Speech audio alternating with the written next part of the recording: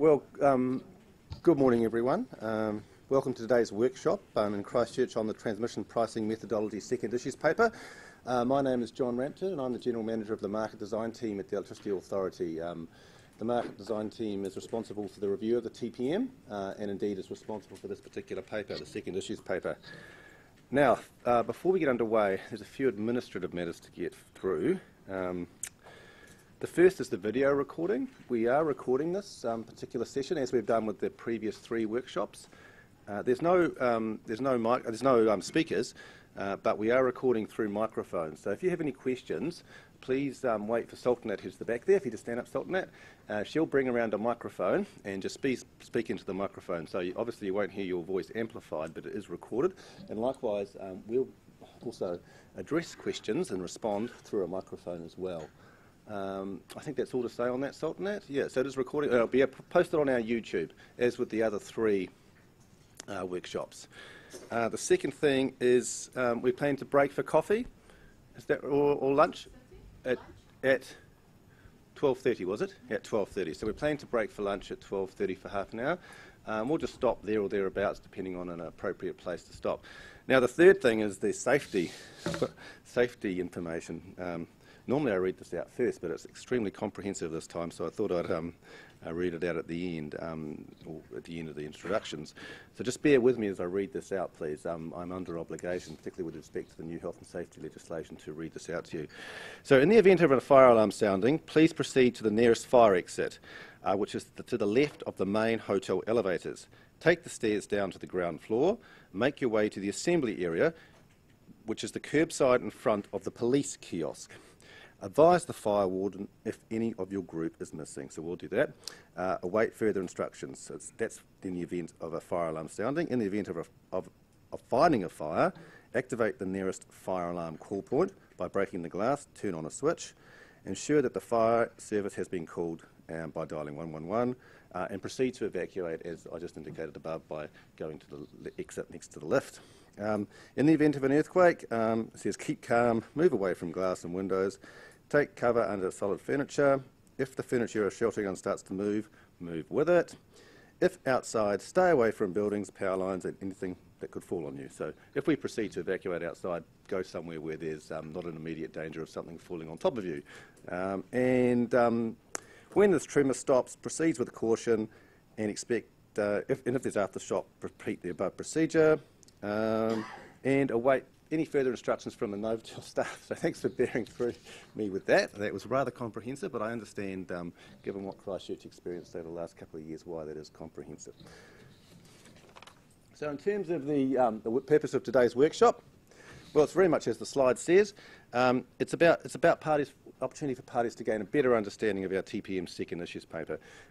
This will help you make informed submissions by the due date, which I remind you is the 26th of July 2016.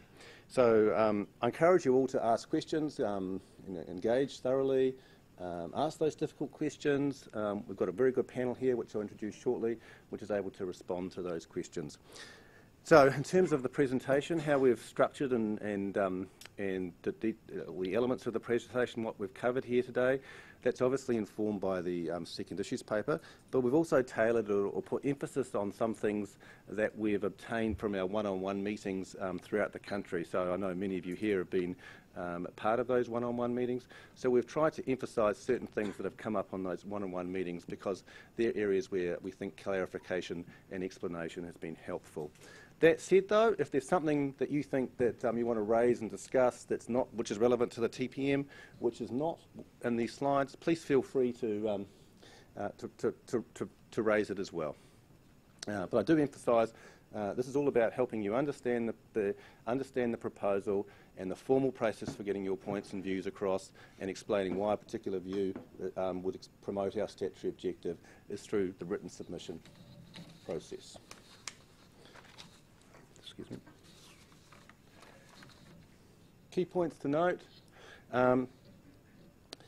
This second issues paper is for the guidelines. So the authority is responsible for developing the TPM guidelines at this stage. We don't develop the TPM. Transpo actually develops the detailed TPM.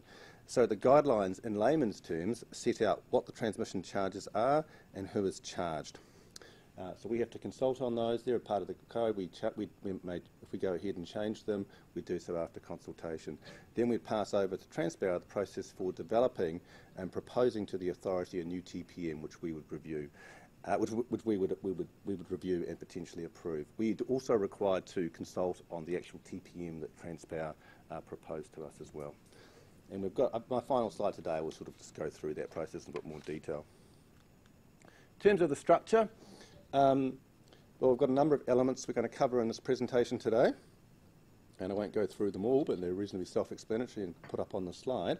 So Alistair Dixon will be covering the first three elements up there. Alistair is on my right. Alistair is a principal advisor at the Electricity Authority. He's an economist. He's our subject matter expert in the TPM issue. TPM review. Has been responsible for it for 3 or 4 years now. So Alistair will cover off those issues, so I'll immediately pass over to Alistair after you've raised some, if you've got any questions. Then he will be followed by David Rohan.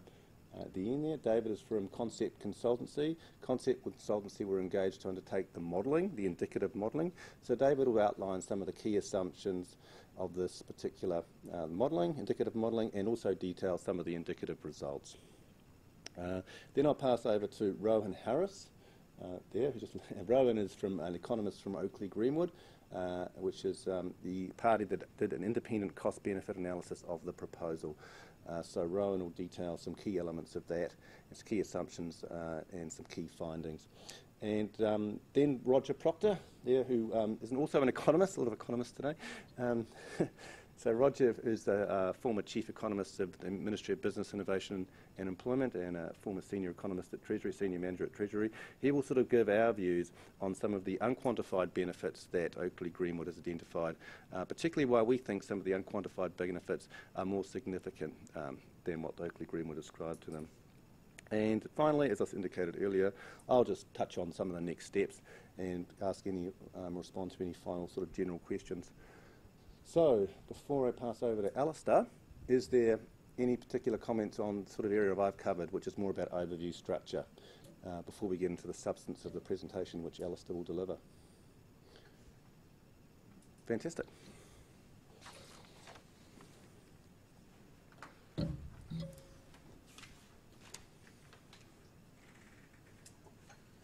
Thanks, John. Good morning, everybody. Okay, so first, what I'm first going to discuss is just going through our elaboration of the decision and making and economic framework that we used to determine the TPM proposal. So this is the decision making and economic framework that we consulted on and in 2012, and it's one that you'll be familiar with. So gives preference to market-based approaches if that's possible. So that's where there's interaction between buyers and sellers, and you're getting. We think that leads to the most efficient pricing outcomes. But if a market-based approach is not possible, then an administrative approach would be used. And so those administrative approaches, there are sort of three potential options. So there's exacerbators pay, beneficiaries pay, and alternative approaches. So for each of those, this is a hierarchy. So for each approach to be adopted, it has to be efficient, it has to be practicable, it has to comply with the code amendment principles and cover the full costs of an investment. So you'll be broadly familiar with this decision-making and economic framework. So what we've done is we've taken that framework and we've elaborated it in light of submissions we've received during the course of the review, so over the last almost 5 years. Okay, so in the elaborating on the decision-making and economic framework, and this is covered in Chapter 5 of the second issues paper, there are two key principles. So the first of those principles is that prices should be service-based. So the cost of the transmission service should be charged to only those receiving the service that's provided by the investment. And if a customer is receiving higher levels of service, those charges should reflect that higher level of service. The second aspect is that prices should be cost reflective. So the price should reflect the cost of delivery of the service. So what that means is that implies is that parties that are getting the service improvements from a grid upgrade should pay the full costs of that grid upgrade. And that ensures that their decisions factor in the cost of that upgrade, and that encourages the efficient timing and location of investment. Okay, the second key principle is the principle just for efficient pricing and ensuring there are no cross-subsidies, and that is that prices are between standalone and incremental cost. And so if they're below incremental cost or above standalone cost, then in economic terms there is a cross subsidy. And this was something that certainly in relation to the options working paper, it was and earlier papers submitted sort of highlighted to us. Now this second key principle that already applies to connection services. And connection services already are service-based and cost-reflective. So for connection services, users face the short-run marginal cost of using the connection. And that short-run marginal cost is the cost of losses and the cost of constraints. So they have an efficient incentive to use that connection asset. When that connection asset is becoming congested, they rationally self-ration to use the capacity until they can justify seeking an upgrade. So you're getting co-optimisation of connection and other investment, so investment that for the user of the connection asset is using. That means that the connection user will support upgrades when the benefit of the upgrades exceeds its cost. So the question then is, do those principles apply to interconnected grid services? So what I mean by interconnected grid services is the AC grid, so that part of the grid that's beyond the connection boundary, that's covered by the interconnection charge at present, and also the HVDC link. So certainly with interconnected grid services, nodal prices are providing those efficient price signals for signalling the short-run marginal cost of grid use, so the cost of losses and the cost of constraints. So to encourage efficient investment in interconnected grid services, users should be charged collectively the cost of the grid upgrade. That you should be charged in ways that don't undermine the nodal price signal by altering incentives for the grid use, and you share costs among users in proportion to their share of benefits. So therefore, the prices are service-based. So we think the effect of the service-based and cost-reflective pricing is that users have skin in the game. So they have an incentive to use the interconnected grid when the benefits of that exceed the cost of the use. They have incentives to locate generation and load where the overall costs, so their own costs plus the transmission costs, are minimised, and they'll advocate an upgrade when the benefit exceeds the cost. And similarly, they would oppose the upgrade if, of course, the costs to them exceed the benefits. So that's just a very quick run-through of the decision-making and economic framework. Does anybody have any questions of that regarding that elaboration? Okay, so now I'll just briefly talk about the problem definition. This is covered in chapter 6 of the issues paper. And what I'm going to discuss is just a couple of examples of where we see problems with the existing TPM, and the Chapter 6 sort of describes what we see as the problems in much more detail. So we think that the existing connection charge is market-like and therefore is service-based and cost-reflective. However, we don't think the interconnection and HVDC charges are service-based or cost-reflective, and I'll explain why with these examples. So, first example was that under service-based and cost-reflective pricing, you would expect lower charges near generation. But as you'll see on this diagram, customers in Northland are facing or up the far north, which is a sort of a significant distance from most of the major sources of generation in the central South Island and central North Island, they're paying similar charges to say this area here, which is actually and Taranaki, which are quite close to major sources of generation.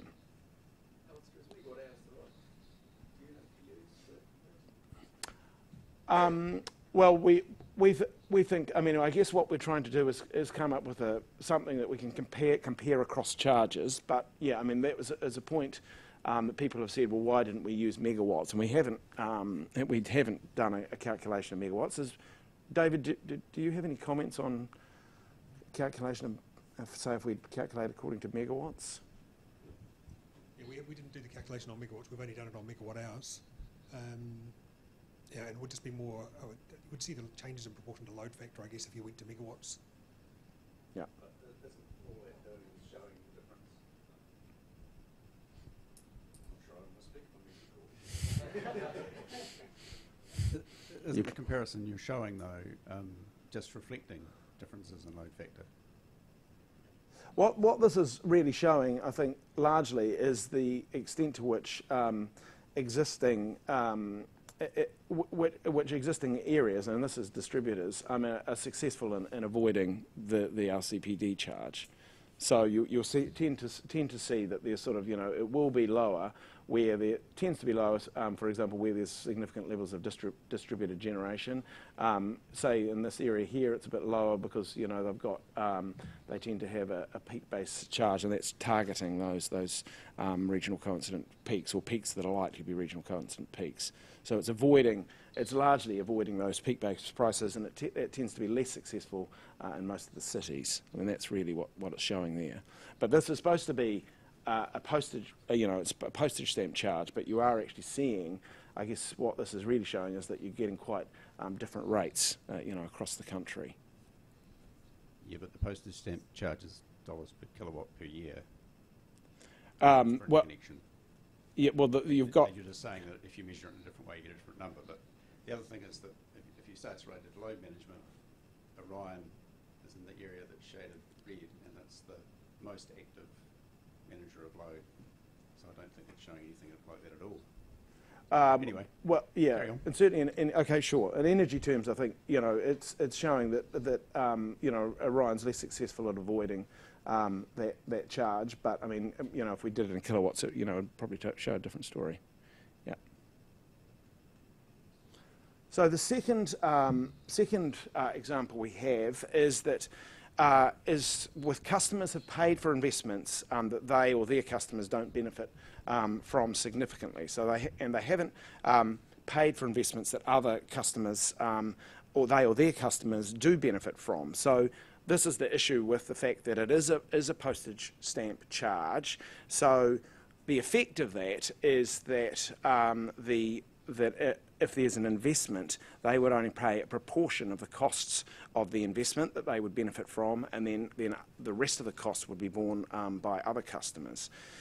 So this is an example looking at the sort of significant, it's looking since post-2004, so that's a period of significant investment. And you'll see that there's been significant level of investment in the upper North Island, but in terms of the increase in charges that area has experienced, they're actually only paying for a proportion of that investment. If you look at other regions, they've had much lower levels of investment, but their charges have actually increased significantly relative to that level of investment.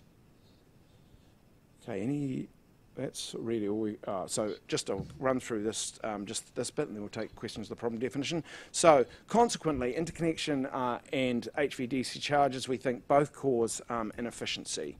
So they inefficiently discourage use of the grid when there's no congestion, because the charges are based on use of the grid, so through regional coincident peak demand and mean injection for the HVDC charge, and which means that they encourage inefficient use of demand response and distributed generation. and then the charges rise after grid investment, further discouraging grid use when there's surplus capacity, so you're actually wanting to encourage use of the grid. So we think both charges encourage inefficient investment. So firstly, that inefficient use, we think, encourages inefficient investment. For example, the SIMI-based charges paid by South Island generators, that encourages generation investment in the North Island and discouraging generation investment in the South Island where it might be needed, such as this area here. The RCPD charge, that encourages consumers to invest inefficiently in, for example, in DG and DR, to avoid, that investment is just to avoid the RCPD charge, not necessarily to avoid future costs from transmission investment. And that avoidance is really just leading to higher charges for other customers.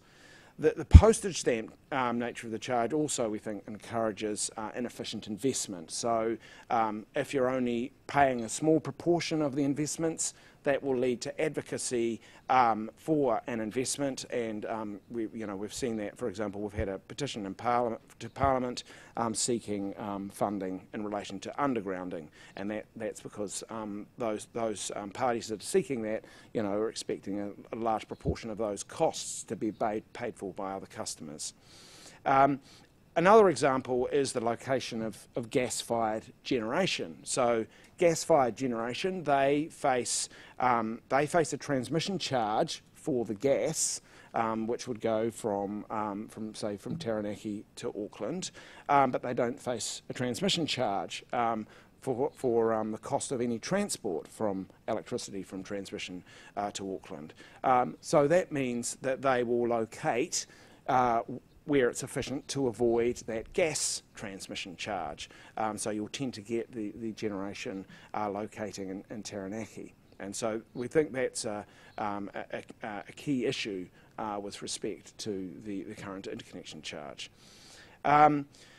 We also think the postage stamp basis discourages participation investment decision making. So since other parties bear a significant proportion of the costs, then your incentives to advocate, you certainly have strong incentives to advocate for an investment, but weak incentives to advocate against an investment. So you're not getting the full picture in terms of the benefit from transmission investments. Bruce. Alistair, doesn't the current arrangement, given the chart you had up earlier, indicate that, for example, Upper South Island distributors would oppose investments more than they should in the Upper North Island? Well, it certainly is that, and has that been the case? Is that what this is the chart? I expect you to tell us that, but the point, in principle, it would, wouldn't it? Well, isn't it the same point? So, in this situation, I think you would get in the Upper South Island, you'd actually get mixed views, wouldn't you? If you look at that, that you would say that. No, I think we've already decided that chart isn't very useful. The next chart is the useful one. Just well, Alistair, I think your point is right, that if there's investment in the Upper North Island, which doesn't benefit the South Island, but it costs the South Island, then they're going to have the incentive to oppose it. Yeah. So was that evident in decision-making processes? So certainly in terms of what we've analysed, in terms of the investments and the advocacy, you tend to get, and we did look at that in the options working paper. The advocacy, there tend to be strong advocacy from the beneficiaries, but generally in terms of the opposition, it was very diffuse and quite limited. And partly that is because, I guess, under the status quo, and we hear this all the time, is that, well, the quid pro quo under the current regime is that they get their investments and then we'll get our investments eventually.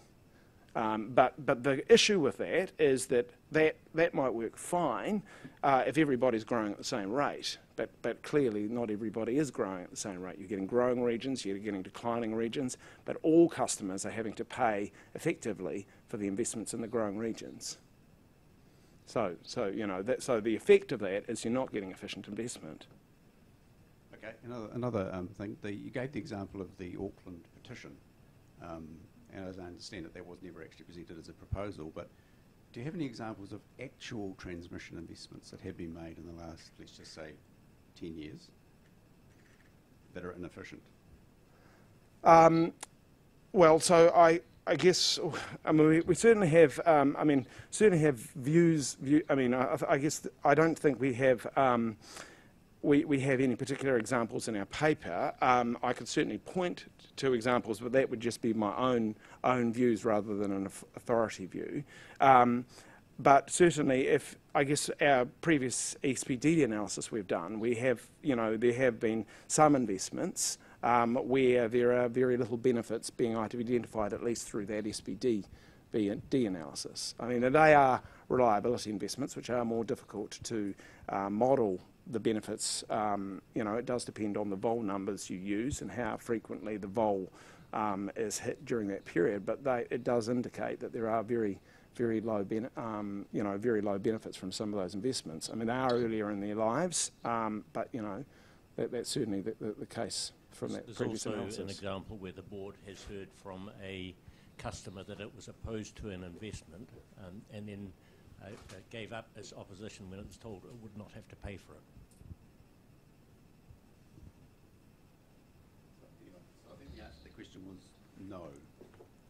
Well, as I said, we've done previous analysis which has shown that there's very low benefits from some of these investments, and in some cases zero. So, I mean, I think that's... Sorry to interrupt this. Figure 38. I can't... You can get that. Bruce, I'm just wondering, is this something that would be better? Is it better to... Sure, okay. Yeah, so figure 38, 255, I believe, towards the back. Thank you. So this chart, if I'm interpreting correctly, is area benefit charge compared to the indicative net benefits from the 6 large investments, which I think is the major investments in the last 10 years. And it seems to show that the net benefit is a considerable multiple. Again, it's expressed in dollars per megawatt hour, which is an odd way to do it, but I think you'd get the same result if you did it in millions, which are like, I don't know, I'm guessing factor of somewhere between 5 and 10, the benefits of those investments compared to the area benefit-based charges. So while the individual investments might have been good or bad, overall it appears that we're making really, really good investments, according to the authorities' own analysis, in the transmission system. So is the chart wrong?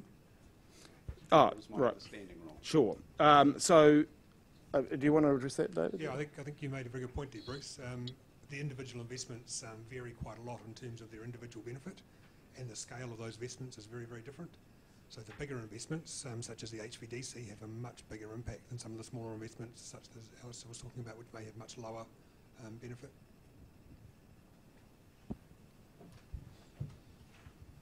Yeah, I think the example, wasn't the example last time? Sorry, it's James. Hi, Alistair. Hi, James. The example in the first round was Naigu, wasn't it? That was showing quite low benefits, but now the remodelled benefits are fairly massive compared to the cost. So the Naigu, so Naigu was an example, and that was, the situation has, of course, changed with the closure of the two generators up there, and that it's possible that closure of those generators has occurred because of Naigu, which is effectively providing competition for those generators. So the question is, has that actually been an efficient investment in terms of when those generators should have closed or not? And that's that's an open question. So but there are that certainly the previous modelling did show much lower benefits for an investment like Nairn, so the North Auckland and Northland investment, and that was, that is a reliability investment, so that investment would provide benefits only when there is interruption to supply. So, that's the principle, so it does actually require interruption to supply for it to provide a significant level of investment. The second question, sorry, just around the Auckland undergrounding. Isn't it the case that Transpower would actually only approve that investment if it were efficient? So the Commerce Commission. It's the Commerce Commission. Yeah, the Commerce Commission would only approve it. In that situation, the advocates for the undergrounding were actually looking to work around the Commerce Commission process, and they were looking for funding for the investment through dividends. But the effect of that would be higher charges for everybody. So effectively what they were looking for was still a postage stamp pricing. If it was beneficiaries pay, then they would be much less likely. And if there was beneficiaries pay for other investments, they may have a much weaker case for advocating for postage stamp pricing for undergrounding. Yep. Okay, any other questions? Sure, Grant. I guess I'm Grant Smith from Pioneer. I'm just trying to reconcile in my mind that energy versus capacity question on the heat maps. Yeah. So how did you treat as a service level the dry year risk in the context of that? Would you like to answer that, David? I'm not sure I quite understand the question, but that heat map is just showing how the interconnection charge falls, or the status quo has been modelled. So that's the 2017 TPM modelled across the country. I guess I'm asking about the difference between events, reliability and service versus an average heat map. You know, because the dry year changes the flows dramatically, and they go south. And, you know, there's all sorts of transmission role. How have you reconciled that in a service sort of level context? Are you talking about the existing charge, or are you talking about our proposal? Because our proposal we've looked at. I'm trying to move my head from postage stamp pricing to service pricing. Right. In terms of proposal, and how you treat things like reliability, resilience, dry year risk. So this is showing just the existing charges, the existing distribution of charges, and I guess what we would say, if the prices were cost reflective and service based, you would expect charges to reflect the level of service that's received by different regions. So we understand that the core grid is supposed to get N-1. Auckland these days gets N-2. So you would expect Auckland to face higher charges if they are receiving N-2 service. That's because they are, it's service based. Those regions that are receiving N, you would expect, lower charges. I guess I'm struggling with N-2, N-1. For service base, you'd have to ask the customer whether they want N-2. N-1's kind of the standard. Well, they advocated for it, so. Well, it depends on who advocated for it. But if you take Bruce's page 38, scarcity price risk, the highest economic values to everyone in the dry year is all the same. Well, it probably would depend across the grid where they are, but yeah. Won't, well, it depends. Wherever it's dry, like wherever there's a scarcity price, you've got. If there's a scarcity price, benefit outweighing everything else. It's wherever there's scarcity, sure.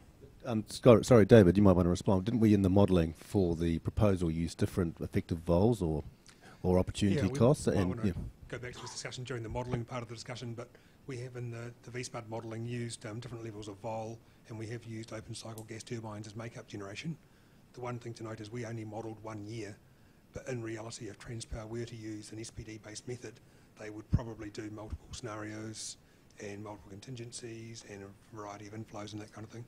So it's just an indicative charge. A lot of simplifications are required. Okay, any further questions on the problem definition?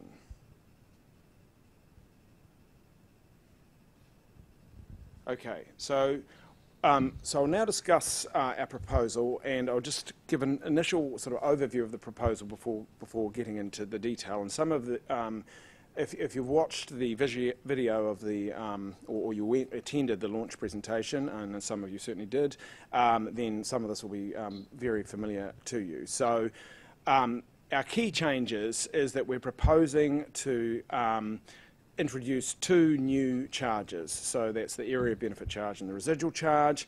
The area of benefit charge would apply to all new investment and would allocate the costs of grid investments to those that benefit from them. And the residual charge would recover the remainder of Transpower's maximum allowable revenue through a broad-based residual charge on load. We're proposing to retain the existing connection charge, which accounts for about $128 million of revenue a year. So we're moving from the two main current charges, the HVDC charge and the interconnection charge, to two new charges, the area of benefit and the residual. And you'll see that the revenue is slightly different if you add up the numbers. That's because on the two main current charges, that is that's 2015-16 numbers, whereas the numbers for the two new charges are our modelled numbers, which represent a sort of a 2019-20 year. In terms of the other key element of our proposal is in relation to the prudent discount policy. There's an existing prudent discount policy that applies when a customer can undertake a project to bypass the grid, so they get a prudent discount that reflects the cost of that project. We're proposing to expand the prudent discount policy so that it applies to other situations where disconnection could occur. Okay, so just to give you a bit more detail on those components, so as I said, we're retaining the existing connection charge, although we do include some additional components that Transpower would include if it considered they promoted the statutory objective. The area of benefit charge, this would apply to both load and to generation, and it applies to new investment, but also to replacement, refurbishment, and any upgrades. So it applies to all new investment. And to the extent practicable, the charges will be based on their share of net benefits from the investment over its life, over the expected benefits over its life.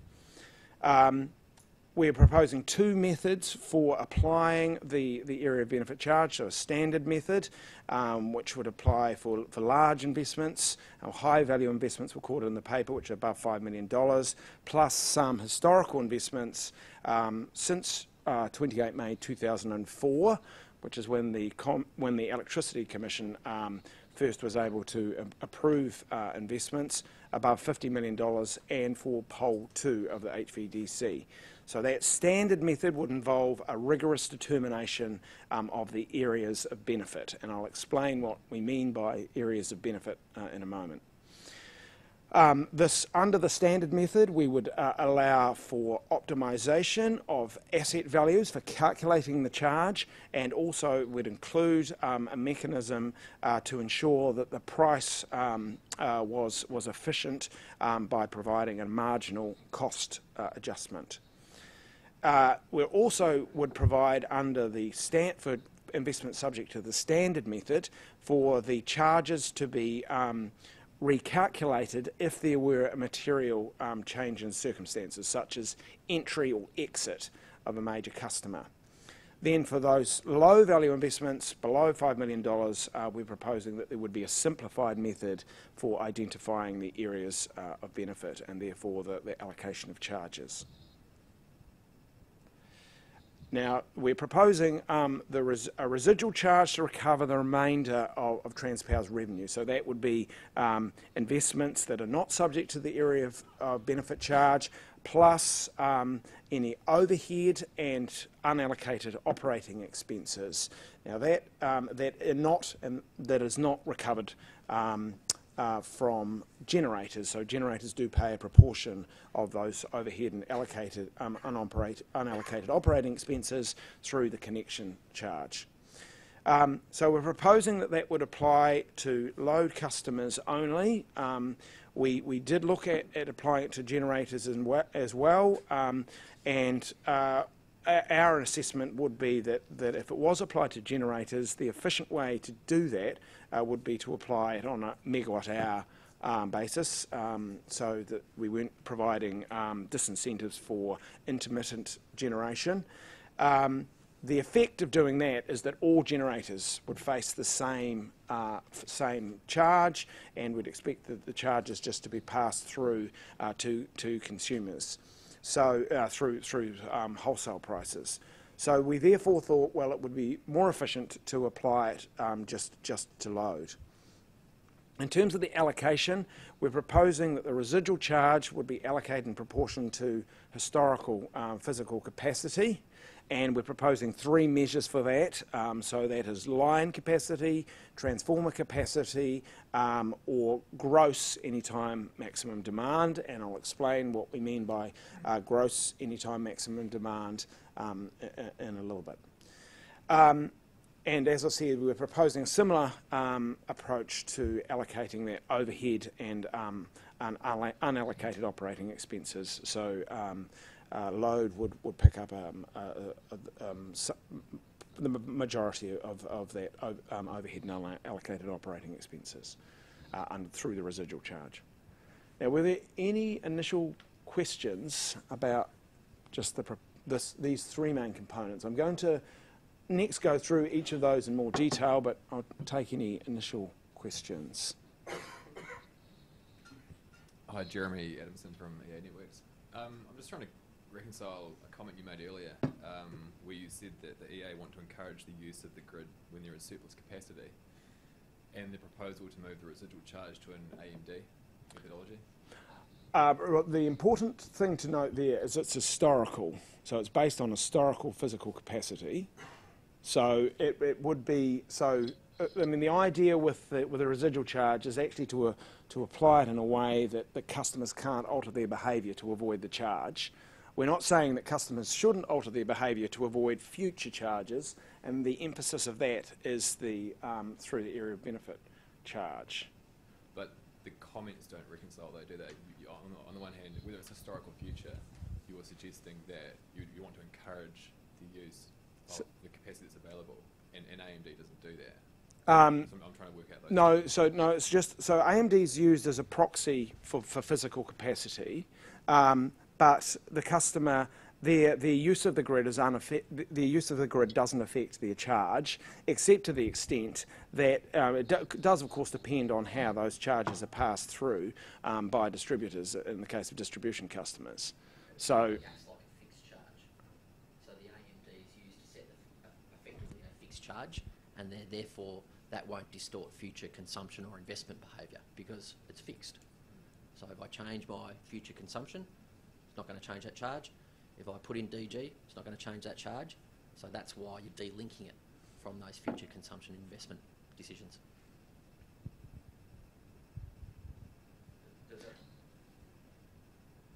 I guess my only comment is that it's being used as an allocation methodology. I agree with that, yeah. But it doesn't allocate it in a way that suggests that you wish to encourage the use of spare capacity. If you're looking at summer peaking network, a summer peaking network is using huge available capacity and going nowhere near the peak. Yep. However, using AMD as an allocation methodology doesn't reflect that. I'm not quite sure how the use of AMD to come up with effectively a fixed charge distorts future consumption behaviour. But because it isn't going to affect future charges. It just, the use is not actually impacting on how much of the residual charge each customer would face. It's not like a rolling AMD or anything Yeah. like that. It's set. That's it. Yeah, the only thing that you pay as a result of increasing your use of the grid is the nodal price. Everything else is fixed. So, area of benefit charge is fixed on say an annual basis. The residual charge is fixed, and you pay that same dollar amount no matter how much you use the grid. So there's nothing to discourage you from using from the grid apart from the nodal price. Okay. Any other questions? Now, one point to note about the residual charge is since we're proposing that the area of benefit charge would apply to all new investment, we would expect the residual charge to fall relatively quickly over time. So, I mean, there are some counter effects. So the costs of optimisation, the costs of the PDP would be recovered through the residual charge, but overall we would expect that the residual would fall relatively quickly. So it's not just new investment, is it, Alistair? It's refurbishments and replacement. So it's a broad definition of new investment. Do you know how quickly? Oh, we haven't. No, we don't. We haven't actually looked at exactly how quickly that would be. We've been asked many times, but yes, no, we haven't. So you And have to during take into the- account yes. those other effects that Alistair talked about, Yeah. sort of the optimisation and the material change circumstance and the prudent. So yeah, we haven't done that because we, as indicated, that some of those matters are for Transpower to undertake and consider. So. I'm just thinking if assets may have 50-year lifetime on average, then it could take 50 years for that to bleed out, couldn't it? Well, US I mean, assets? well, when you consider that, for example, base capex is about $250 million a year, then that is, and that would all of that base capex would be covered by the area benefit charge. So that would flow through quite significantly into, that's a significant proportion. It would reflect a significant proportion of Transpower's revenue. So we think it would, and that's just base capex. There's major capex in addition to that. So we think it would be relatively quick. Mickey. Hi, Mickey Cave, Transpower. So just to think or explore the policy for base capex being an area of benefit. So given that we have a 5-year period whereby we put our proposal into the Commerce Commission, would all of the engagement incentives generated by this approach would I suggest have to be expected to be in the window of opportunity on when we put our base capex proposal in? Yep. Because that's the point at which we raise, say, tower painting, and we might then say, coming soon to an area near you, and we might get the people going, don't come to our area, go to his area or her area, because if you come to our area to paint the towers, we don't want to pay for them. Yeah. So two things there is the process is actually a limited window because of the way the 5-year capex works, and then I guess what I'm trying to think about, what's the role of the submission and the consultation in that base capex proposal, to the point of, we might make scheduling decisions based on efficiencies and availability of resource. Yeah, yeah. And then we'll be facing opposition simply because the area of benefit will say, we're in your area painting your towers, we need you to pay for it directly. As opposed to now, when we've got a programme of works that under our asset management plans that are actually managed, and we don't need to create opposition to payment. Let's all assume that they're efficiently incurred costs. Sure. Of course. But yeah, I'm just trying to say that that whole area of benefit proposal into base capex actually brings up slightly different questions about the role of the submitters in that process. Yeah. Just So. I'm pointing things out as opposed to Yeah. arguing against the charge or anything. Oh, sure. So no, I mean, we would expect the engagement to occur, when the Commerce Commission approves that base capex. I mean, in relation to that would be the logical time for it to occur. And so, I mean, I guess what we would also, though, expect is more scrutiny of that base capex, and that is, and that's part. I mean, that's what we're actually seeking to get, ensure that base capex is efficient. From an economic perspective, it's less about what you propose and more about what you actually deliver. So I would say that, yes, the engagement process would come through the development of the regulatory submission, but also prior to actually delivering on the project within period, that engagement might bring out that, well, I don't really want to pay for that. So you might actually deliver less than what you had forecast, and that would be an efficient outcome. And that may come through the area of benefit charge and that price signal. Yeah, I'm not sure I'd agree it might be a more efficient outcome. It might just be the result of the fact that someone opposes to pay for a tower painting doesn't mean the decision to tower paint is inefficient. It just means someone doesn't want to pay for it. That could be correct, but remember that it's not the customer that's ultimately making the decision. It is the Commerce Commission, and so the Commerce Commission would have to make a judgment about whether it thought it thought you were overdoing things, or it thought the customer was being misguided. I think that's right. I think at this point we need to really be clear about what we think the role of the engagement is in relation to the nature of the information it then brings to the Commerce Commission's table and how it deals with that. But one of the important benefits that the authority believes this is going to deliver is that the Commerce Commission will have more information available to it, and therefore a better basis on which to make decisions. And look, and we've had discussions with the Commerce Commission on that, and they endorse that. Okay. Sorry, I've just got a slightly related point there then. Just given that April 2020 is the next time we go for our RCP proposal, it would certainly make sense to be aiming for the changes from here to be heading the RCP3 timing. That's just a sort of a recognition that if this is a base capex proposal with a new area of benefit lens, then the process is about to kick off from December 2018 until we put our proposal in for 2020. Right. So under our sort of indicative timing, you know, we would. We're a year early. Yeah, but I mean, you know, so a new TPM would apply under indicative timing from 1 April 2019. So, you know, we'd expect that it would be, that at least at the time we've discussed, is that, you know, you would have provided a proposed TPM to us by that stage, and we would have consulted on it. So. There's a misalignment between the expectations of the area of benefit charge, the base capex, and the timing of our ability to have people scrutinise them. Sure. That's out of whack with the current 2019. Yeah, I mean, this is something that's occurring over, you know, the TPM, the proposal is that this would apply for a long time. And of course, there are going to be those transitional issues from an old, you know, from the existing regime to a new regime. So it's just, you know. Yeah, so I think that's entirely right. There is maybe some timing issues you could bring forward in your submission. Obviously, you've got expertise in that area. Just to remind you that the Commerce Act processes can be opened up on a request from us. So that is the option. That obviously might not necessarily be the most preferable option, but that is something that sits in the background that can be utilised if necessary.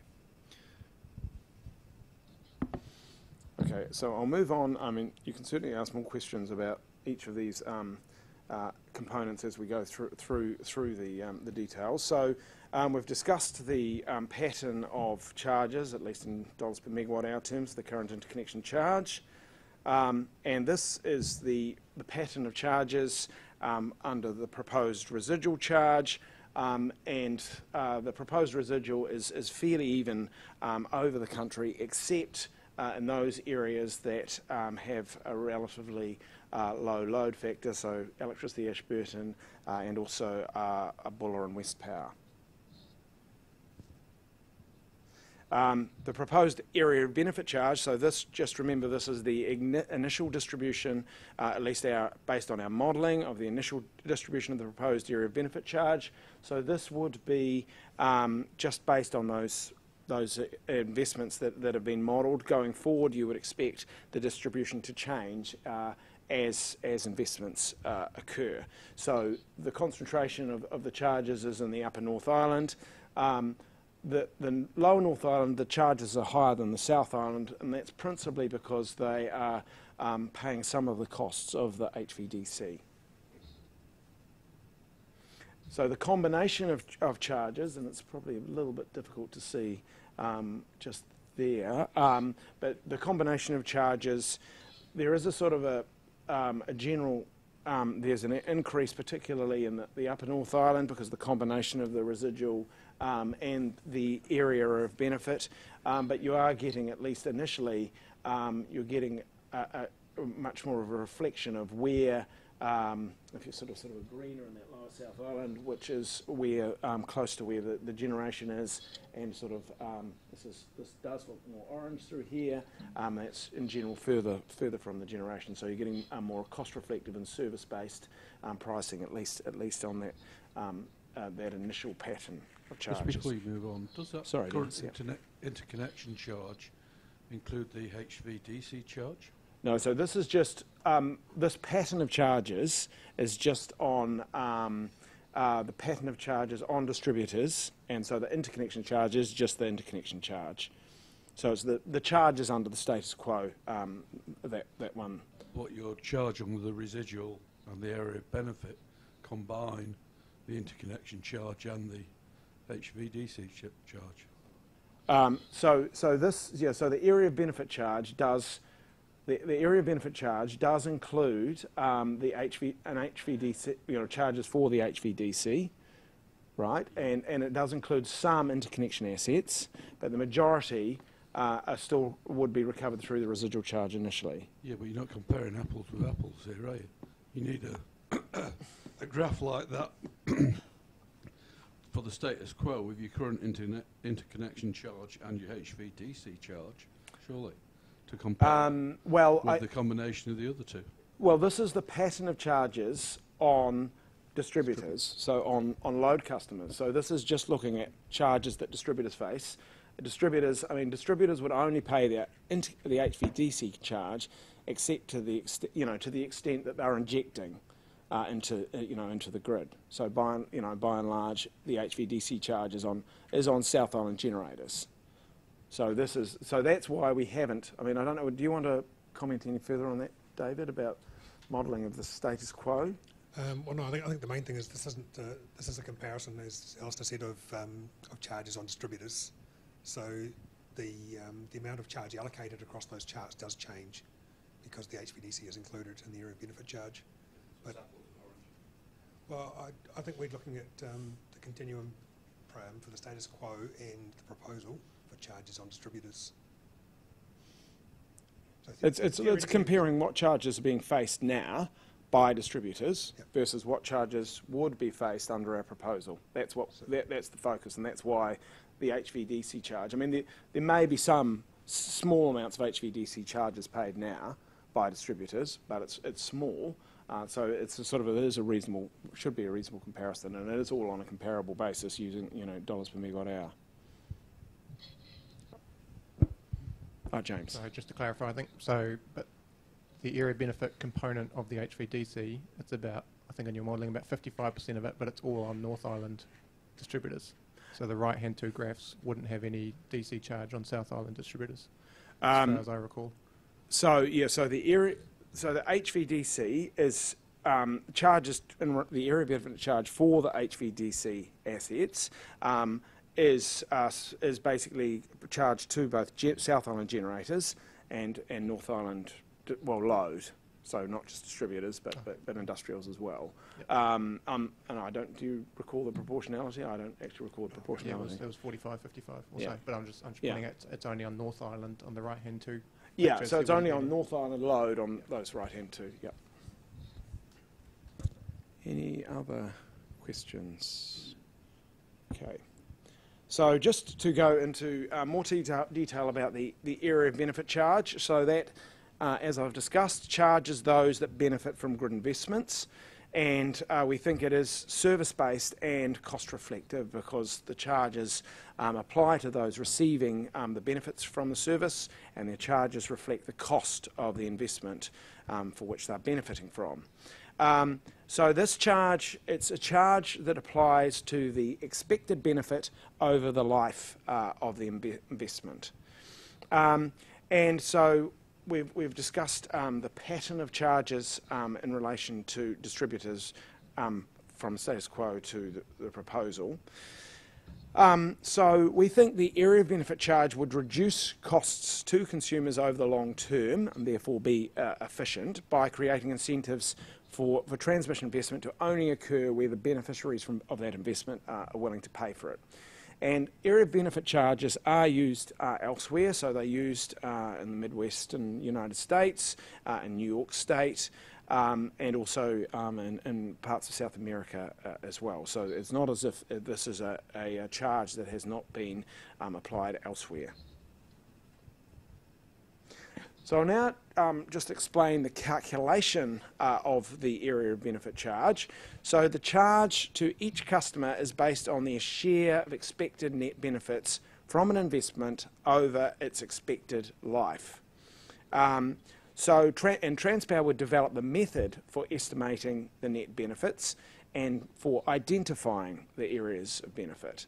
So, and we're defining an area of benefit as where there is at least one designated transmission customer that's expected to receive a positive net benefit. So that could be a node, it could be an aggregation of nodes.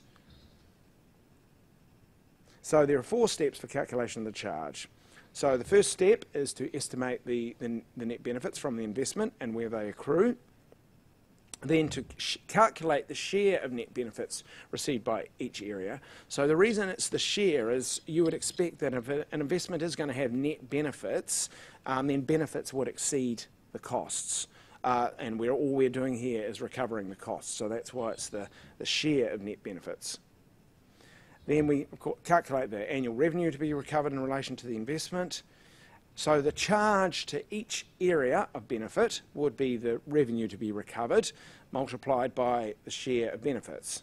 So if there's only one customer in the area, then that is their charge. If there's more than one customer, then the charge to each customer we're proposing would be according to their aggregate expected positive net benefit. But if that isn't practical, and it may not be because it may require information about behind the node, which Transpower wouldn't have access to, then it would be their share in the area of physical capacity for load or annual injection for generation. And the capacity measure for load we're proposing would be the same as that used for calculation of the residual. So line capacity, transformer capacity, or gross anytime maximum demand. So I'll now just provide an example for calculation of the area of benefit charge. So this diagram shows an investment that relieves congestion and transport of electricity from Area 1, where there's generation, to load in Area 2. And we'll assume for this example that the value of the investment is $40 million and the annual revenue to be recovered is $4 million. So we'll assume the estimated net benefits from the investment over its lifetime are $100 million. So it's an investment worth undertaking because the benefits exceed the costs of undertaking it. And we'll assume that Area 1 would receive $40 million in net benefit and Area 2 would receive $60 million. And then the calculation of the charge is just the annual revenue, so $4 million in relation to the investment, multiplied by the share of net benefits. So 40% for Area 1, 60% for Area 2. And that means the charge to Area 1 is 1.6 million and 2.4 million for Area 2. There's only one customer in Area C, so that is their charge of $2.4 million. In Area 1, it's shared between generators, and let's suppose that it's not possible to calculate their relative benefit, so the calculation we'll assume is just calculated according to average injection. So in this assumption, we'll assume that it's 70% for generator 1 and 30% for generator 2. So A's charge is just 70% of that $1.6 million, so the charge to Area 1, and that's 1.12, and similarly for generator B. So that's an explanation for how the area of benefit charge would be calculated. Any questions? Mickey? Just that if we have been able to estimate the net benefits at the start, why aren't we able to allocate to the generators in proportion to their share of the benefits? If you can, so as I Why said, did we think we couldn't? so well, this is just just an example. So I mean, but we would. So if you can, the question might be, we've got 100 of net benefits, but yeah, we've only found load to be beneficiaries because it's reliability benefits sure, as the metric. So that says to me generators get no benefits. So why should they pay? Well, it depends on your method. So if Well, your that's method right. is, So I guess what we're saying is that there's a whole heap of understanding about the nature of the benefits that you articulate, and then the manner in which they can actually be assigned or revealed or realised from your load or your generator. So in that example, we've said 100 million of benefits, but because we've had to immediately go to the allocation technique for generators, that says we couldn't estimate their benefits, therefore all we've assumed is that they have benefits. Well, all I've tried to do here is just show an example, but you could, for example, assume that if it is, you could possibly assume that their relative benefit is 70%, 30%. I mean, you could make that assumption if that would help. But, as I've said, the preference is that if you can estimate their expected net benefit, and you might be able to do that because you might have information on the prices that each generator, when they're generating and what prices they're receiving. So you may well be able to do that, in that situation. So we're not saying you can't do it. It was really just purely for an example. It's showing the example when you cannot articulate the share of the benefits, you have to reach for another allocator. That's right. So depending on how we articulate the benefits, if we can't articulate them, then we can just reach for an allocator. Yeah, what I'm talking about is behind the, effectively behind the node. So you might have two loads at a node, and you don't have information on when they're consuming and how much they're consuming. But you may well have that information. It's just a question of whether you do or not. So if you have the information that would enable you to calculate the relative net benefit, then our proposal is that you would calculate on that basis.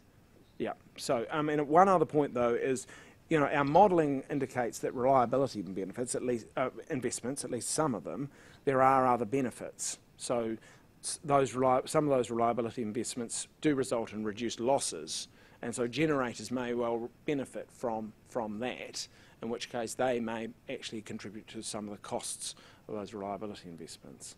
It just seems to me there's a whole heap of policy work that's necessary to be clear the nature of the benefits and the way we calculate them. There certainly is policy work. Sure, but I'm sure you do a thorough, rigorous job. So, that's why we have confidence in you to do that. Yep. Grant. Hi, Grant Smith. I'm just trying to explore that around the nodal location factors, which you're sort of relying on for investment. So when you look at all the regions in New Zealand, they all have a spread of location factors, pretty much the same. So are you going to make trade-offs in this benefit between the location factor, signal for investment, and the AOB charge? How will a generator know when it's making that nodal price-based investment what the AOB charge is going to be when it's set and forget? How are they going to make these trade-offs? So, I guess it depends very much whether a generator is going to be locating somewhere where an investment would need to occur to enable the generator to export the power, or whether the generator is locating where there is, there's sufficient capacity in place. So it does depend. So you've still got. We're still saying, we're not saying that nodal prices aren't a factor.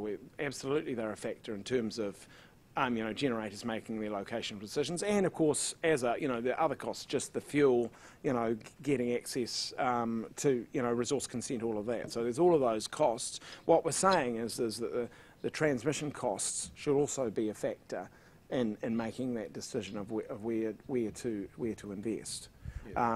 That's right. So we expect that Transpower would identify the beneficiaries, potentially identify those costs associated with that, who would benefit, and potentially we provide VSPUD free, don't we, Alistair, on our website. So with respect to parties interested in the change in nodal pricing that would result from inserting a generator at a particular location, they could run that and run some modelling based on what they expect their generation plant to produce in potential periods, and come up with an idea there of what the prices would change as well. So there's information available both from Transpower, we'd expect, with respect to the beneficiaries and the charges that would come, and from the information we provide on VSPUD and wholesale market. So you're saying the Transpower will forecast the AOB charges? Yes, that's what we're saying. Yes, that's right. Yeah. So we're saying that when Transpower is considering the investment, customers are going to want to know what they're going to have to pay. So we'd anticipate that Transpower would be forecasting what the AOB charges. I'm Nikki's 5-year window, so I'm a generator making investments every year. Yeah. I can't really wait 5 years until they're ready to invest in the transmission system, unless they forecast to me that timing and the future forecast of that AOB. Yeah, so I think given that, you would expect that you would be asking for Transpower what your charges were likely to be. So there'd be, so it would be, so that, and for that reason, we would expect that there would be, appropriate for Transpower to give an indication of what your charges are likely to be when the investment's being considered, when the approval for the investment's being considered. I guess it's more like I'll build smaller and avoid it because it's a risk. I can't sort of quantify. It's a risk in that sense, in the same way as any other input to your decision is a risk, and yet that's business.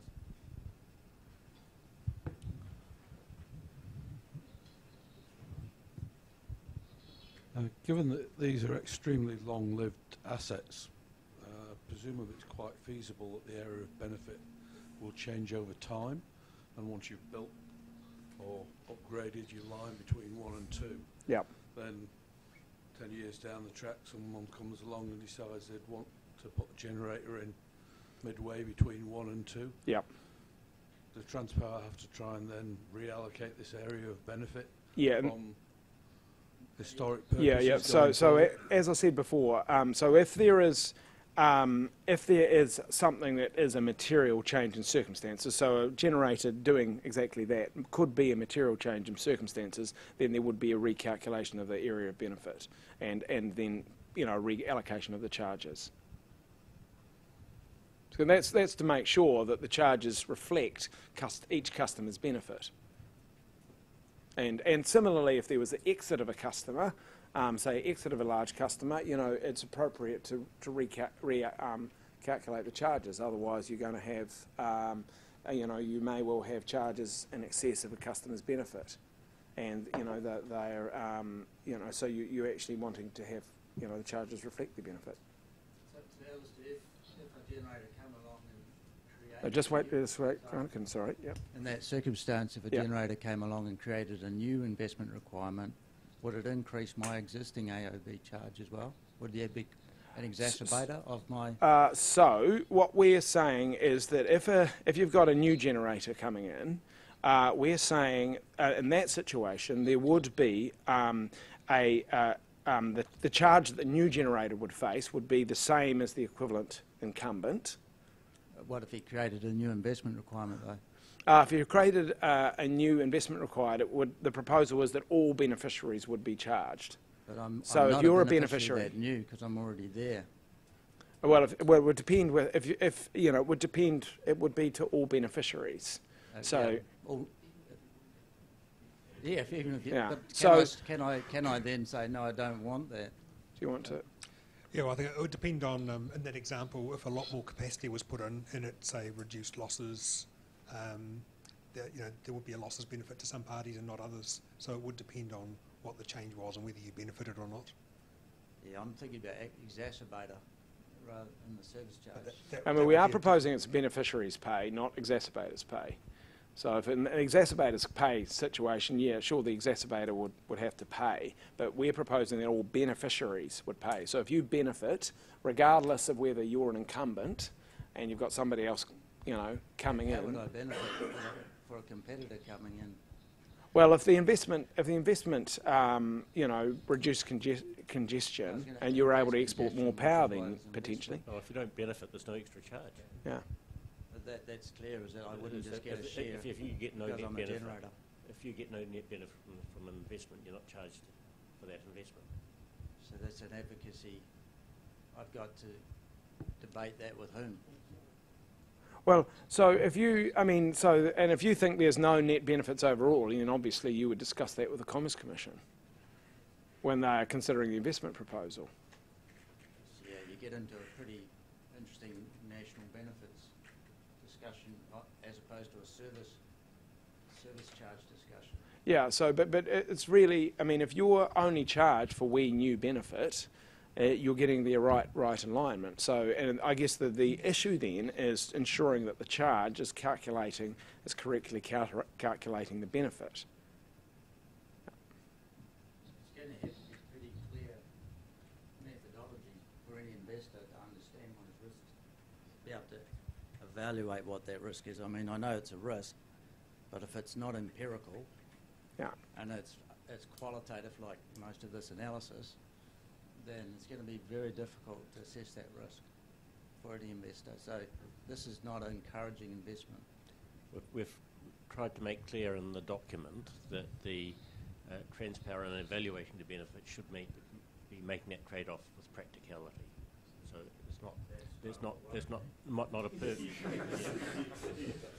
not a perfect definition of. Practical for them and not practical for me. I mean, nobody would claim that this pricing is perfect. Our claim is this is going to be a hell of a lot better than the existing arrangements. That's a good claim. Okay, any other questions about the calculation of the area of benefit charge? Yeah, just one. Sure. We Grant. may cover it later, and I may need to cover it here, but you use the AMD or lines or transmission assets. Yeah, so this is again, oh sorry. So just in terms of, you're probably going to explain it later, how that actually going to work on a gross basis. Yeah, yep, I will, yep. Okay, so we're proposing two methods for calculating the charge. So a standard method would apply to all high value investments, and that includes new investments, replacements, refurbishments and upgrades above $5 million, and that would identify and charge all beneficiaries of the investment to the extent that's practicable. And then we're also proposing a simplified method which would apply to investments below $5 million. So that simplified method, what we're seeking is that is, to the extent practicable, simple to apply and administer and simple to understand. The idea is that it would identify the expected beneficiaries unless that would compromise simplicity of application and understanding, in which case you would just identify the customers that are expected to receive the majority of the net benefits. So we therefore expect that the simplified method would apply to at least the main beneficiaries of an investment. So you think about a situation, a reliability investment, a low value reliability investment. There may be other benefits in terms of, say, reduced losses, but the cost of applying that to all parties that receive reduced losses may well exceed the benefits, in which case it should be just, to the parties receiving the reliability investments. That's the idea there. Okay, any questions on that? Okay. Now, for valuation of the investments, for the purpose of calculating the charge, so this isn't the valuation that Transpower uses to set its MAR, it's for calculation of the charge. We're proposing that we would use replacement costs to set the area of benefit charge for new investments, as well as for replacements, refurbishments and upgrades. And that is to ensure that the charges better reflect the service actually provided by the asset. So if you think of a long-lived asset, the service at the start of its life is similar to the end of its life. We're expecting that you'd have a relatively flat charge. Now it's possible that if the replacement cost increases or decreases, then that charge would rise or fall over time. We are, though, in the paper open to considering other costing bases. So one example that's mentioned is indexed historical costs, so we'd welcome your views on that. The charge would be calculated so that it would recover the capital cost of the investment, the cost of capital over the expected life of the investment, plus an allocation for operating and maintenance costs. So to that extent, it's quite similar to the connection charge, which covers all of those things. For the historical investments, so those existing assets that are subject to the area would be subject to the area of benefit charge, we're proposing that they would be calculated and valued using depreciated historical cost, and that's to avoid double charging in relation to those investments. So some of those investments have already been charged for some years, and so we're trying to avoid double charging, and that's why we're proposing depreciated historical cost. The other thing is as I mentioned earlier, we're proposing that optimisation would be available in relation to the value used to calculate the charges, and that is if if there has been a significant reduction for demand in relation to that investment. So for new assets, we're proposing that optimisation would not be available for a number of years, and we've suggested in the paper 10, and that's to ensure that parties aren't seeking optimisation immediately following the investment, but so that they'd still have incentives to advocate investment where they're expecting to benefit from it, and we're getting the right size of investments. And then for new assets, we're proposing that the optimisation would be according to optimised replacement cost, and for existing optimised depreciated historical cost. Any questions about that? Okay. Now, another aspect that we have included to ensure that the area of benefit charge provides an efficient price signal is to include a marginal cost adjustment. So this is, the area of benefit charge provides a sort of an average cost type price signal, and so what we are trying to do is ensure that actually it is able to provide an efficient price signal that is that a price that reflects marginal cost. So how we think this could potentially work is Transpower would identify the customers that would benefit from an investment and allocate the costs proportionate to those benefits. So that'd be publishing charges based on proportional to relevant benefits. Then pre-investment, customers may be able to reduce their charges by credibly committing to reduce their demand, and we've provided the example there of committing to install and operate DG, but it may be the case, for example, that a distributor thinks, actually no, given that investment, I can I can introduce, say, a peak price to limit the load. I'm going to install a transformer that's actually going to be smaller than Transpower had planned. In which case, the customer's charges, if they go ahead and do that, the customer's charges would reduce by the marginal savings that Transpower makes. So the example here is we're supposing that relates to installing a new transformer costing $10 million that Transpower undertakes. And Transpower assesses that customer A would receive 40% of the benefit, and its charges are $4 million in present value terms. Then customer A decides to install, say, DG in this case, which reduces their benefit to 20%. Now, for this marginal cost adjustment, the charges are not related to the benefit, but the charges are related to the saving that Transpower makes, and that means that you're getting a marginal cost signal. So the charge to the customer is the saving that Transpower makes, in this case $1 million, and so their charges are reduced by that saving, in other words, from $4 million to $3 million. Okay, any questions about that marginal cost adjustment? Okay. Oh, sure. Is it the marginal cost adjustment that enables the area benefit charge to act like a perfect proxy for LRMC charging?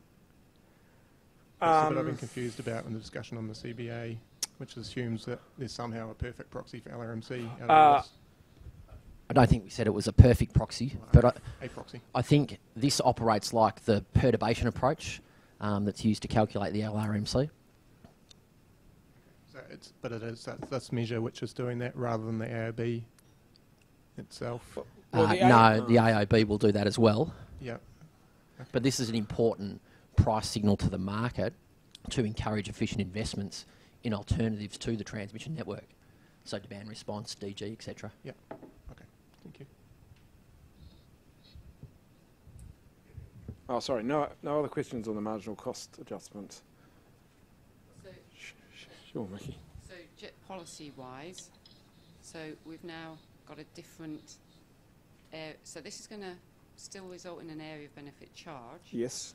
But its derivation is now a different policy because it's based on allocating based on cost saving as opposed to share of benefit. Because to my very low level straightforward maths, I'd have gone, we haven't spent 10 million, we only spent 9. Yep. That person's benefits are now 20% of 9, which is 1.8 million.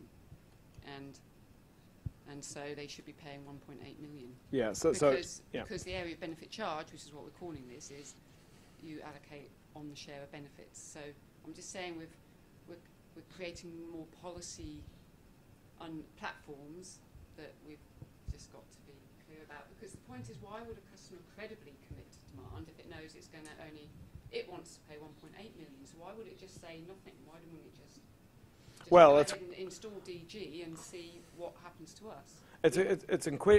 The question is I mean, it's whether they have whether they have the correct incentive to undertake that investment. This is the idea. Do you want to explain that a bit further, Roger? In this example, the customer will only install the DG if it costs less than the 1 million that Transpower saves. So this is not a different charge. This is an adjustment to the AOB charge that Transpower initially calculated. So it's being charged? No, it's not being charged. Just Transpower is in the process of making an investment. It puts out an investment proposal, says we're going to spend 10 million on this transformer. We think customer A is going to get 40% of the benefit, so we're going to charge them 4 million. It may also say that if that charge is reduced, if the customer requires less services, then what the charge would be then. But then the customer says, if I install DG, what will be my charge? And this is the adjustment that Transpower would make. But if we didn't know it was doing it, it just did it. It would get the and all we would see was less demand and 9 million, and therefore it got 20%, so we charge it 1.8 million. Then unless there was a material change in circumstances, it would be the original charge, so 4 million.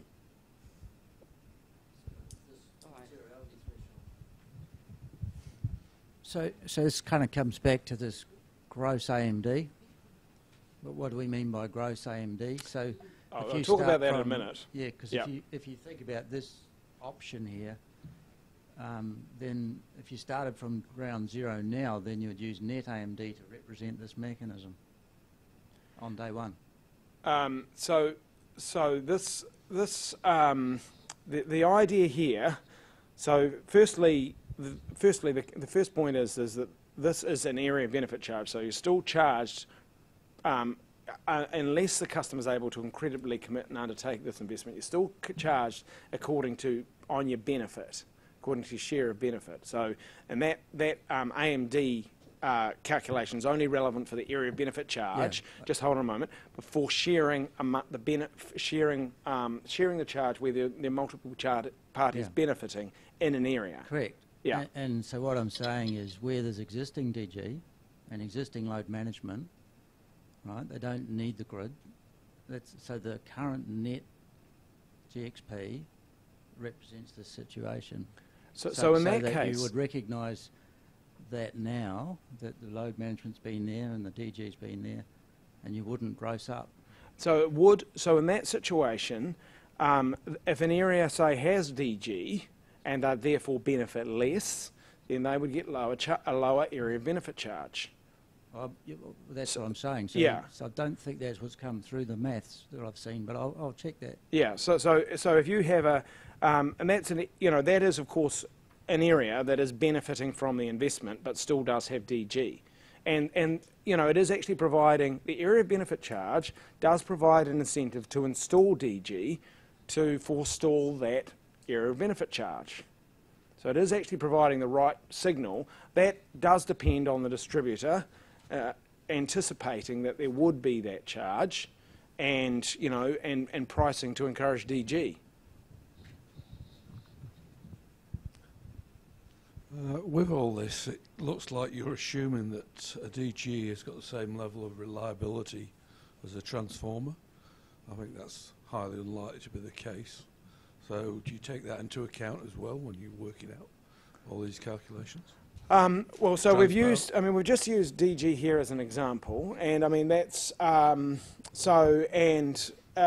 know, that is, if, I mean, perhaps that isn't, you know, DG, yeah, I mean, there is certainly, it's less reliable than a transformer, but I don't know, do you want to respond to that, I Roger? mean, the point is that if Transpower thought this DG was going to give no benefits in terms of, it would still have to install a $10 million transformer, the customer's charge wouldn't be altered because Transpower has not made any savings. So Transpower has to reassess what it thinks is needed, taking into account all the benefits, including reliability. So let's just assume that the DG is factored into the equation and they get this discount. What happens if it doesn't run? Is there a contractual arrangement between Transpower and the DG about that? If I were Transpower, I wouldn't be reducing the charges unless I had a pretty clear commitment Okay, from I'm the giving person you that. installing the DG. I'm giving you that. I put it in writing, in a letter, Yeah. but it didn't run. So, Well, it's like any other failure. If Is it's it- not, if is it's there a not, contract? Sorry. it would have to be a contract. I would It would have thought. to be a contract. Okay. So just to build on Mickey's point, so I'm sure. So if I'm planning on installing DG to reduce my exposure to the grid or my net draw, would my charge be different depending on whether I revealed that the day before you work out the charges or the day after? Correct. If Transpower knows about it and does its initial planning on the basis that you're going to install DG, then it will calculate the AOB charge, taking that into account, with given it's got the contractual commitments, etc. If you change your requirements after Transpower has made its initial proposal, that's when this comes into effect. Dennis? I'd be interested in whether anyone in the EA has ever tried to negotiate a contract with Transpower. The whole benchmark agreement and the time that we took to develop that stemmed originally from the difficulty with managing to contract with Transpower. I mean, we have just completed the system operator negotiation on the agreement regarding the system operator, so we have contracted with Transpower.